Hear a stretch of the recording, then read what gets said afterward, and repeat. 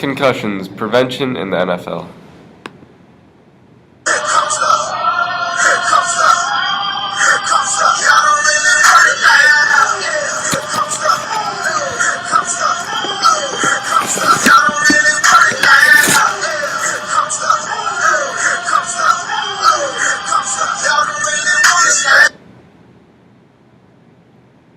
Concussions have been a part of every contact sport throughout the years. According to med terms, a concussion is defined as a traumatic injury to the soft tissue of the brain as a result of a violent blow, shaking, or spinning. Every year, over 100,000 concussions occur in all levels of football, and 60% of these are from head-to-head collisions. In an impact lasting just 15 milliseconds, a player's head, on average, experiences almost 100 G's of force, and collisions on special teams can result in forces of up to 190 G's. In the NFL, the average speed of a head-to-head impact, the velocity of both heads combined, is 20 miles per hour, with the struck player's head decelerating 14 miles per hour. According to studies done by Sports Science's chief medical advisor, Dr. Basil Aish, this 15 millisecond impact is equivalent to getting smashed in the head with a sledgehammer. In the last 10 years, the average number of days a concussed player is out has more than doubled, and even improved helmet technology is only able to reduce an 80 G impact to 40 Gs, still several times what an F-16 pilot experiences, and more than enough to cause a concussion or neck fracture. For Sports Science on ESPN, I'm John Brinkus.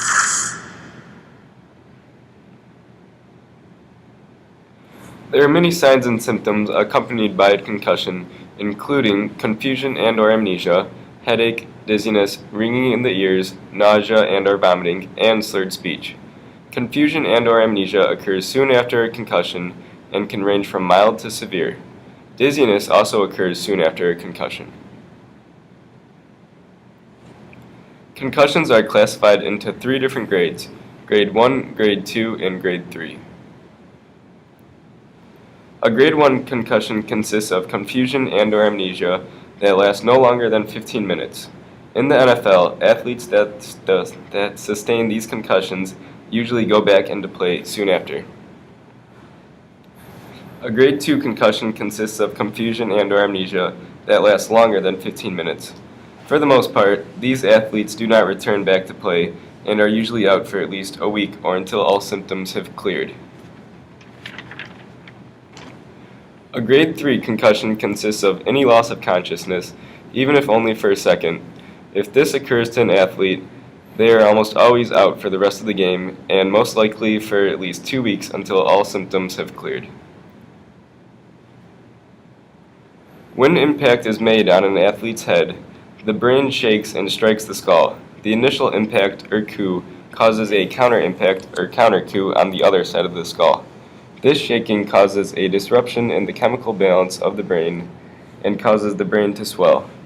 In severe cases, pressure is put onto the brain stem, which can lead to abnormalities in breathing and other basic life functions.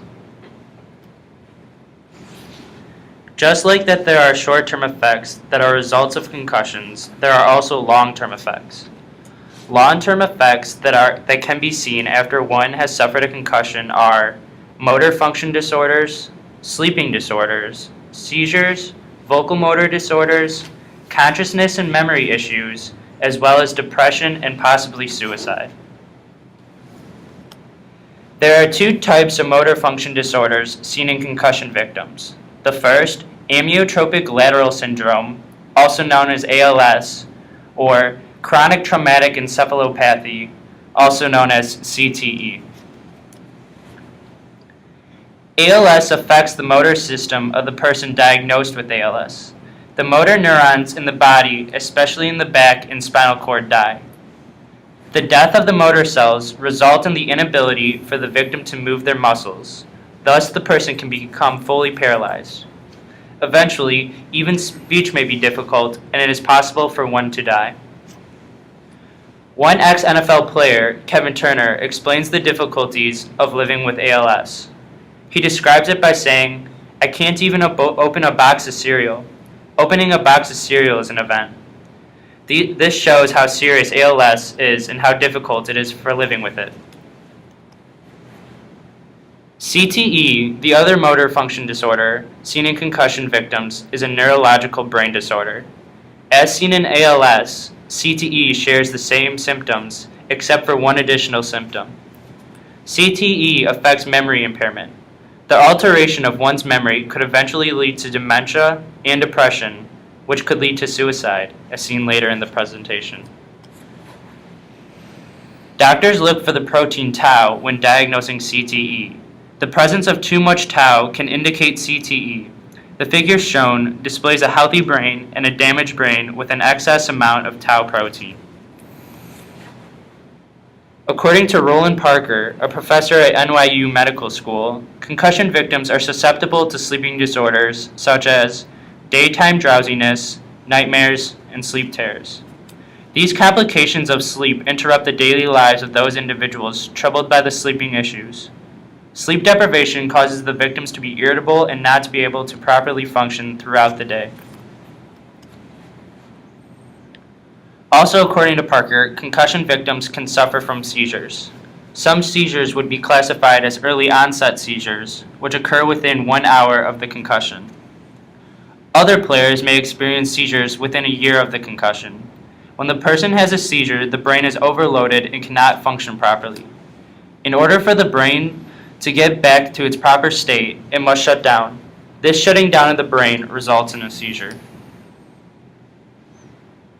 Additionally, those who have suffered from concussions experience vocal motor disorders. Some vocal motor disorders seen are hyperprosodia, dysarthria, and aphasia. These diseases make it hard for one to understand speech as well as producing speech. Two areas of the brain are affected with these disorders: the Broca's area and the Wernicke's area. Broca's area controls speech via the motor cortex. Wernicke's area interprets auditory code. Damage to these two areas causes vocal motor disorders. Another long-term effect is dissociation. Dissociation negatively affects memory and causes the victim to not remember information. The area of the brain affected is the hippocampus. Dissociation can lead to psychological disorders like dissociative personality disorder, which was once commonly known as multiple personality disorder. Depression and suicide. Depression is defined as a mood disorder in which feelings of sadness, loss, anger, or frustration interfere with everyday life for weeks or longer. It is possible for a player to have a chemical imbalance of serotonin in the brain. Depression and concussions in the NFL are seen very commonly. Most NFL players have committed suicide because of concussion. One of the recent players to commit suicide was Junior Seau, who was a beloved San Diego Charger and was recently found to have CTE. The most important aspect of concussion prevention is awareness. A lot of people think that football has simply gotten more brutal and the players are bigger, so concussions happen now. But the truth is that concussions have always happened, and now we hear about them. It's a culture shift in the NFL, from players getting their bell rung to getting concussed. This change in the way the league thinks has led to funding for concussion research, such as the league recently donating $30 million to the National Health Institute. The NFL also takes measures to protect the players, such as the impact test, which asks an uninjured player a series of cognitive questions to develop a baseline score. After a head injury, the test will be run again to see if the player scores less than they did when not injured. Obviously, the helmet also plays a role in protection. However, it cannot stop concussions, which is why new helmets are outfitted with accelerometers, which relay the force of a hit in G's to sideline computers, allowing coaches to make instant decisions whether to bench a player. Kevlar, a military-grade material, also lines new helmets in order to soften head hits. Obviously, players never want to sit out. which leads some players to intentionally fail their initial impact test, so they still test at or above normal after concussion to keep their job. The reason for this is simply job security. A player is far less marketable after sustaining multiple concussions. Another issue is the fact that there is no agreed upon amount of time a player should sit out after a concussion, as well as no type of equipment able to stop a concussion entirely. In 2010, the NFL made a series of rule changes to protect the players. For example, a player must have time to protect themselves before they can be tackled, and if the league decides a hit to the head is exceptionally dangerous or flagrant, the player responsible can be fined up to $100,000. In summary, concussions occur when the soft tissue of the brain is injured, and they occur on a scale of grades 1 through 3. They can cause dizziness, amnesia, and headaches, as well as other short-term effects, and can eventually lead to ALS, CTE, sleep disorders, vocal motor disorders, and depression, which can lead to suicide.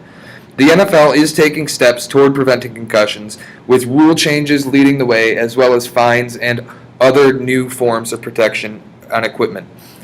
However, as always, more research is needed in the field of concussions for them to be fully prevented to the max in the league.